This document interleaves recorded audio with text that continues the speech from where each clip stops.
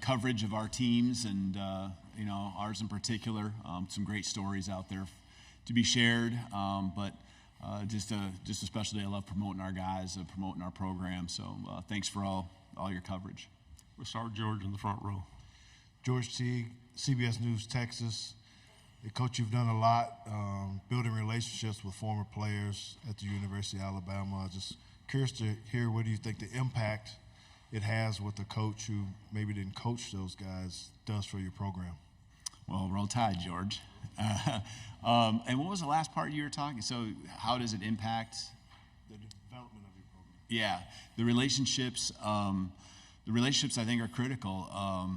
We talk about the vision that you have and that you want for your program, but really, taking one step back, I'm a firm believer that before you can really sell the vision and get the buy-in on what you want that vision to be, you have to have a relationship, and they got to know that you care before they really, care about what you know and what you try to sell to them and what you want the program to look like, and that buy-in happens because of the relationships. Left side, fourth row. Dan Peck, ESPN 106.7 in Auburn. Coach, what were the most difficult parts of making the decision to take the Alabama job? The most difficult, I think, just family. You move around, and I think we've lived in the last 15 years, I think, in 13 or 14 different houses, in about 9 cities, I think, and so 9 different moves. And so knowing that takes a toll, not just on myself, but my family, that's hard. Got 2 daughters that are getting older, and one's actually going to be a freshman at Washington, and so that was a pretty unique situation and a great setup there. But getting their support was really important, and once I had that, just continue to follow through on this opportunity and work with Greg Byrne, just realizing what the vision was for this program and what it has been, and just understanding the support I'd get.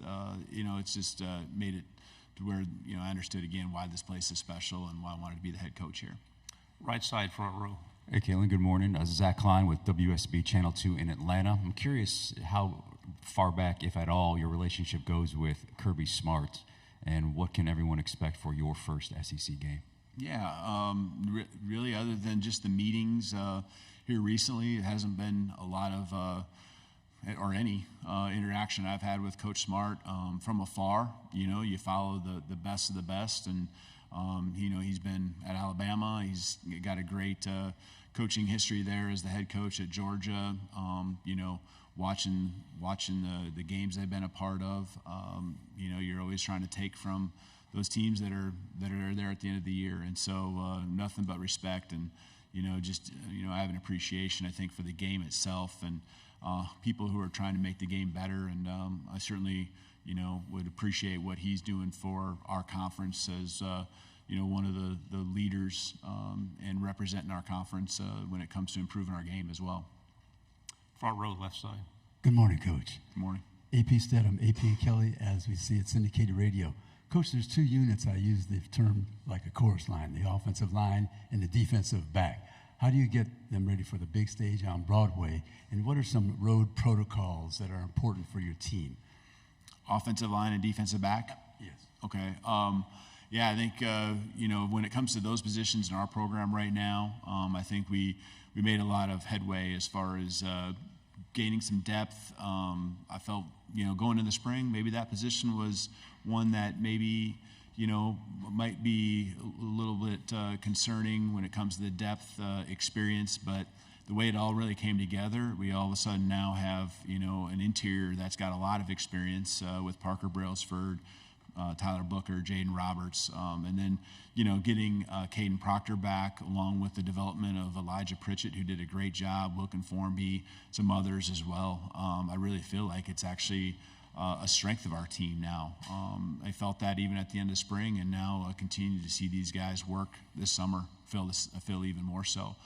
Defensive back, I think we put a lineup out there that is got some experience, but I think us as a coaching staff, it's going to be really important to just every single day, press upon these guys because we have a lot of youth that is very talented, and just pressing on them how important every day is. And their development's going to be critical for us, not just from a depth standpoint, but we could have some young guys out there playing sooner than later when it comes to, playing defensive back and corner in particular.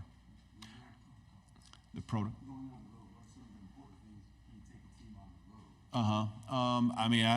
We all have our different beliefs when it comes to going on the road and what we try to do and the protocols. I guess I like to get there as late as possible, especially if it's an afternoon or evening game. I know we play the 11 o'clock kickoff there at Wisconsin, so you got to account for some travel and things like that. But try to get as much done at home before getting on a plane. And to me, by that time, it's just kind of tips and reminders and things like that. Continued walkthroughs. Just want the guys to be confident, relaxed, doing everything you can to make sure their headspace is good going into the Saturday. Right side, third row. Kennedy Wright with CBS 42. Coach, can you talk a little bit about how hard was it, or was it even a challenge to bring your own culture and beliefs to a team that's deeply rooted in traditions and kind of has its own culture already? Yeah, I respect, and I've done it enough times to where you go to different places, whether it's as an assistant or as a head coach, to where you kind of know, and the first thing, what you need to try to do early, and the first thing is to just listen to what those things are, whether it's the players, whether it's the alumni, those within the building, just kind of hear, what are front and center, the ones that are the traditions that are most important to them, the reasons for, the success, what's been done. Fortunately, I retained a lot of staff, and a lot of that continuity, I think, helped with a lot of those traditions, and again, helping me understand what I don't know. But then I think there's also just got to be a piece of, and it's more of the scheduling and just the methods that we would use, timing, all that kind of stuff. Just things that have worked for me, worked for the programs I've been a part of, what I've learned, and I think that it's not necessarily always a right or wrong. It's more about how you blend it all together, and so those things were important to me. We're going to practice in the mornings, and I don't think there's a right and wrong. We've had success mornings and afternoons, but how I can mesh things together and just make a schedule throughout the week that fits practice in the mornings. That's something that I feel like I understand well, and that's something I think our guys have embraced and have educated them. Again, this isn't necessarily the only way you win, but this is the way that I've achieved success, and I think they're very open to it, and I appreciate our guys for being that way. Left side, third row, and then pass the microphone to your left. Yes, sir. Good morning, Coach. Tony Reese out of WCVM out of Columbus, Georgia, the ABC affiliate. What would you say has been the biggest challenge you faced since being at Alabama, and how have you been able to overcome it so far? Biggest challenge, I think the biggest challenge, I know the biggest challenge was early on. The first 2 weeks, with the timing of everything being in the middle of January, there's no question. You got a contact period.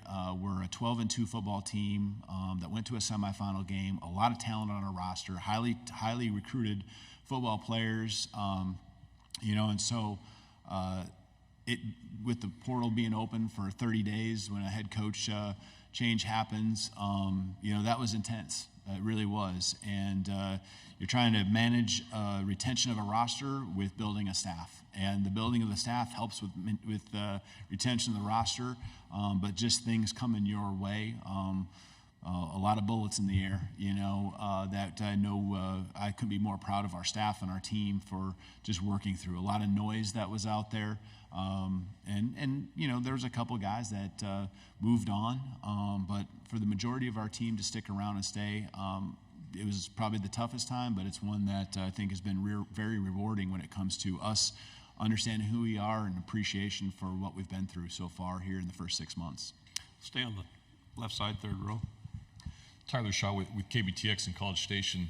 How much have you and Nick Saban kind of talked since taking over the role, and kind of going off that challenges? What kind of unique challenges do you have in this role after taking over from Saban? Well, I think Coach Saban's been nothing but gracious with time. Anytime I've reached out to him, he has an office over there at Stadium. I got a chance to go over there a couple times to see him, and he's a busy man too, and he's got his things he's doing. But, I think I have just first of all, want him to always know that he's welcome, but I also appreciate that he has put forth the ultimate respect in trying to let us kind of establish who we are. But I said it earlier, this morning, that anyone who's poured into this program, I want them to always feel a part of it, because they've got us to this place, and there's no one more than Coach Saban that's put this program on the map to the level it is right now. And so, I just appreciate any wisdom he shares, whether it be program related or just football in general. He's a promoter of the game. I know he's going to knock it out of the park with his opportunity there as an analyst as well. And so it's a great asset to have close to home.